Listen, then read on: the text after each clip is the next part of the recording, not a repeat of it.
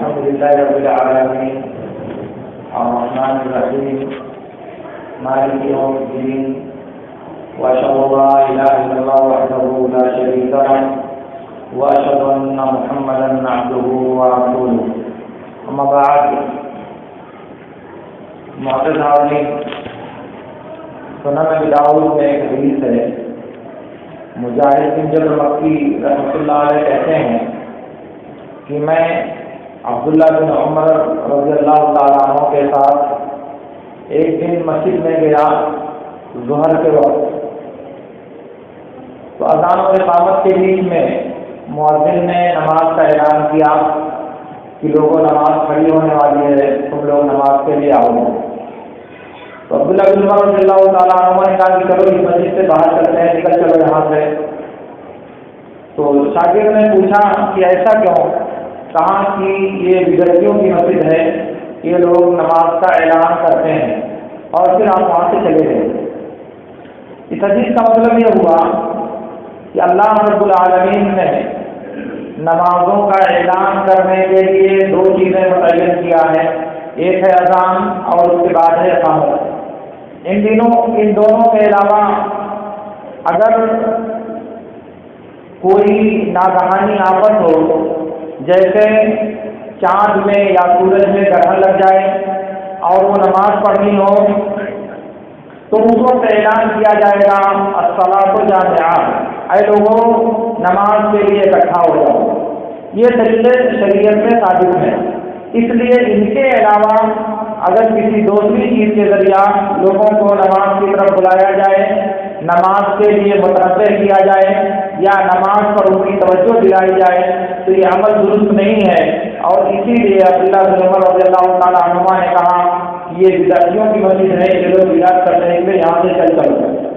اب اس اعتبار سے دیکھا جائے حدیث کا جو لفظ ہے تثلیث، تو اسلامی شریعت میں تثلیث تین معنی کے لیے استعمال کیا گیا ہے۔ ایک تو تثلیث استعمال کیا گیا ہے اذان کے لیے، اذان نہیں بلکہ اقامت کے لیے۔ بخاری کی روایت میں ہے کہ اللہ کے نبی صلی اللہ علیہ وسلم نے فرمایا کہ جب اذان کہی جاتی ہے نماز کے لیے تو شیطان اذان کی آواز سن کر کے بھاگتا ہے،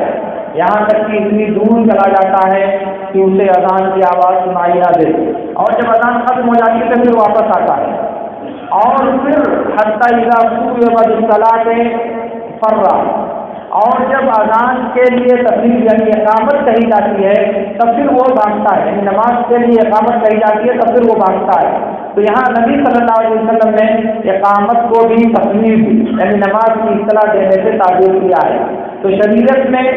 تقریر کا پہلا معنی یہ ہے کہ اقامت جو نماز کے لیے کہی جاتی ہے وہ مشروع اور مسنون ہے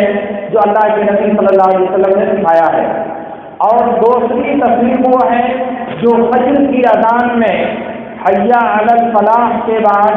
الصلاۃ خیر من النوم کہا جاتا ہے، اس کو بھی شریعت کی زبان میں تقریر کہا جاتا ہے۔ بہت سی حدیثوں میں اس بات کی وضاحت ہے کہ التقریر فی اذان الفجر بعد قول المؤذن حی علی الفلاح الصلاۃ خیر من النوم، کہ فجر کی اذان میں مؤذن کے حی علی الفلاح کہنے کے بعد مؤذن کا الصلاۃ خیر من النوم کہنا یہ بھی تقریر ہے، اور یہ بھی حدیث میں ثابت ہے، اس لیے یہ دونوں صورتیں درست ہیں۔ تیسری صورت یہ ہے کہ اذان اور اقامت کے علاوہ کسی تیسری صورت سے لوگوں کو نماز کے لیے بلایا جائے، اور خاص کر کے ان نمازوں میں جس میں لوگوں کو غفلت ہوتی ہے، جیسے عشاء کی نماز کا وقت لوگوں کے سونے کا وقت ہوتا ہے، ظہر کی نماز کا وقت لوگوں کے آرام کا وقت ہوتا ہے، تو ان اوقات میں جماعت کا وقت جب قریب آتا ہے تو اقامت سے پہلے لوگوں کو نماز کی اطلاع دی جاتی ہے، لوگوں نماز کے لیے آؤ، نماز کا وقت ہو گیا ہے، جماعت کھڑی ہونے والی ہے، اس طرح کے الفاظ کہے جاتے ہیں۔ تو یہ کہنا بدعت ہے، اسی لیے عبداللہ بن عمر رضی اللہ تعالیٰ عنہما مسجد سے نکل گئے تھے، اس لیے نماز کے لیے اطلاع صرف وہی ہے جو شریعت نے بیان کیا، اذان اور اقامت، اس کے علاوہ ہم لوگ اپنی طرف سے نماز کے لیے کوئی اطلاع دینا، کوئی اعلان کرنا، وہ آج آسان لگتا ہے کہ ہم نے کہہ دیا، سن لیا، لوگوں کو معلوم ہو گیا، مگر یہ جب ایک مسلسل طریقہ بن جائے گا اور بار بار نمازوں میں کسی چیز کا اعلان کیا جائے گا، تو آج سے 10 سال کے بعد آپ سوچیں اور کوئی آ کر کے بتائے گا کہ یہ دین نہیں ہے، تو پھر اس کو روکنا کتنا مشکل ہوگا اس کے لیے۔ آپ خود اپنی زندگی میں دیکھ رہے کہ بہت سے اعمال جو ایسے ہی عشوائیاً یعنی بغیر کسی نظام اور بغیر کسی قانون کے شروع ہو گئے۔ اب اگر کوئی کہتا ہے کہ یہ بات غلط ہے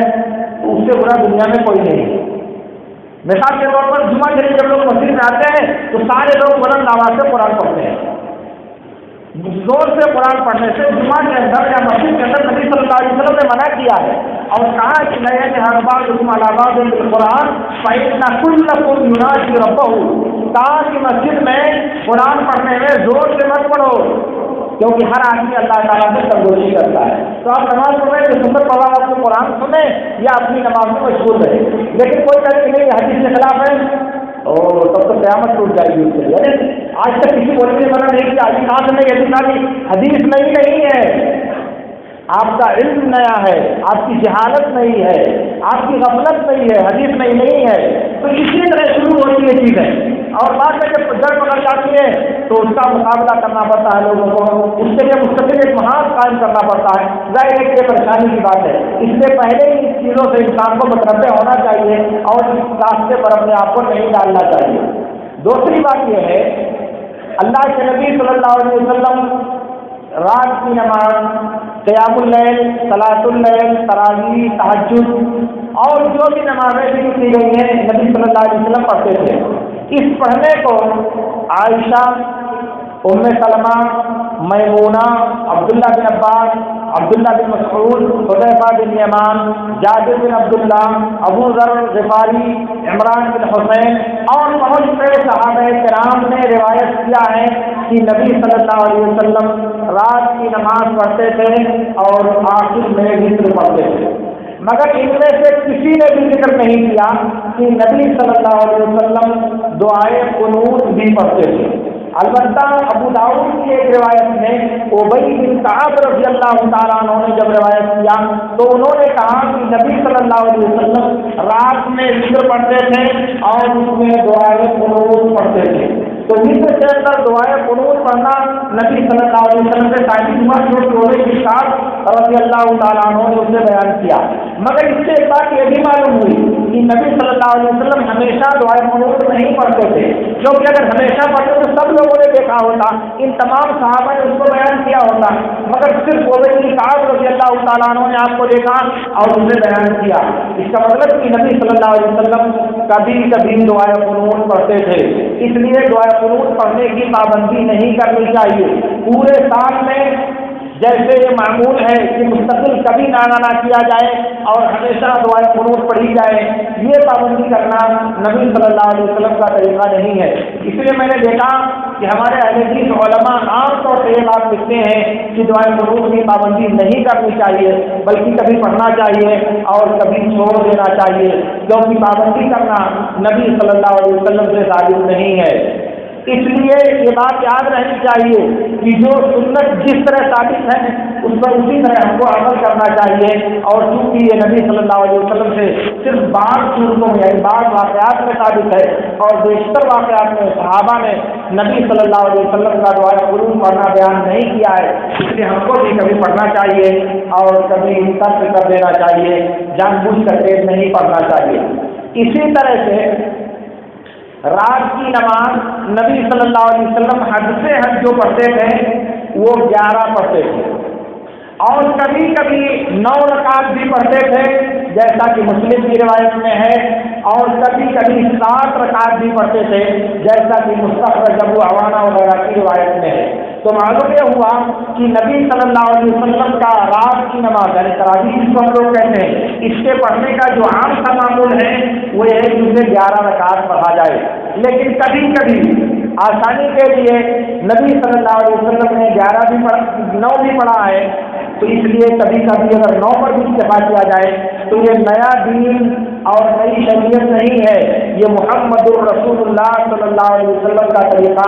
اور آپ کی سنت ہے جو حدیث کی کتابوں میں موجود اور ثابت ہے۔ ہم نہیں جانتے تو یہ حدیث کی کمی نہیں ہے، ہم کو نہیں معلوم ہے تو یہ حدیث کی غلطی نہیں ہے، یہ غلطی ہماری ہے کہ ہم نے سیکھا نہیں، ہم نے معلوم نہیں کیا، ہم نے تلاش نہیں کیا، یہ ہماری اپنی کمی ہے، حدیث کی کمی نہیں ہے۔ مگر چونکہ حدیث میں ثابت ہے اس لیے اگر کوئی انسان کبھی کبھی اس پر عمل کرتا ہے تو اس کے لیے شرف کی بات ہے، فضیلت کی بات ہے، کیونکہ نبی صلی اللہ علیہ وسلم سے جو خصوصیت ثابت ہے، جو شکلیں مرضی ہیں، ان پر کبھی کبھی انسان کو عمل کرنا چاہیے، کبھی اس پر کبھی اس پر کبھی اس پر، اور یہ سب اللہ کے نبی صلی اللہ علیہ وسلم کی سنت کی اتباع اور آپ کے طریقے کی پیروی میں داخل ہوگا۔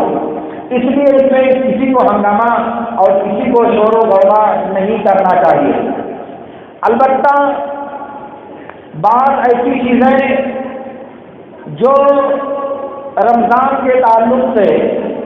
ہمارے یہاں بہت مشہور ہیں، اس کے تعلق سے بات میں عرض کرنا چاہتا ہوں، لیکن انشاءاللہ میں پھر کل عرض کروں۔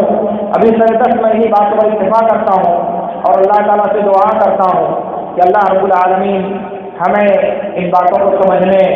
اور ان پر عمل کرنے کی توفیق عطا فرمائے۔ وآخر دعوانا ان الحمد للہ رب العالمین۔ اقول لکم ما تسمعون واستغفر اللہ لی ولکم۔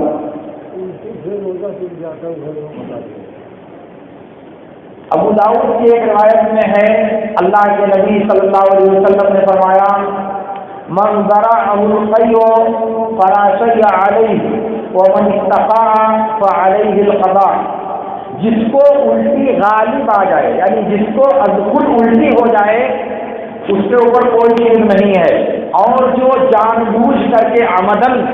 کرے تو اس کے اوپر روزے کی قضا ہے۔ معلوم ہوا کہ اگر کسی بیماری کی وجہ سے کسی کو الٹی ہوتی ہے تو اس کے روزے پر کوئی فرق نہیں پڑے گا، لیکن اگر کوئی جان بوجھ کر کے الٹی کرتا ہے، جیسے کوئی چیز سونگ لیا جس سے الٹی ہوتی ہے، یا انگلی اپنے منہ میں ڈال دیا حلق تک جس سے الٹی ہوتی ہے، تو جس نے اب خود الٹی کیا اس کا روزہ ٹوٹ جائے گا اور اسے بعد میں اس روزے کی قضا کرنی ہوگی۔ لیکن اگر کسی کو بدہضمی ہو گئی، کسی کو بیماری ہو گئی، کسی کو اور کوئی عذر لاحق ہو گیا، اس کو الٹی ہو گئی، تو اس کے روزے پر کوئی فرق نہیں پڑے گا اور اس کا روزہ پورا ہوگا۔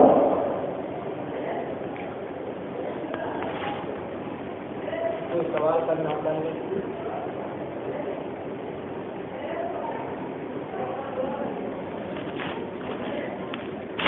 سبحانک اللہم و بحمدک اشہد ان لا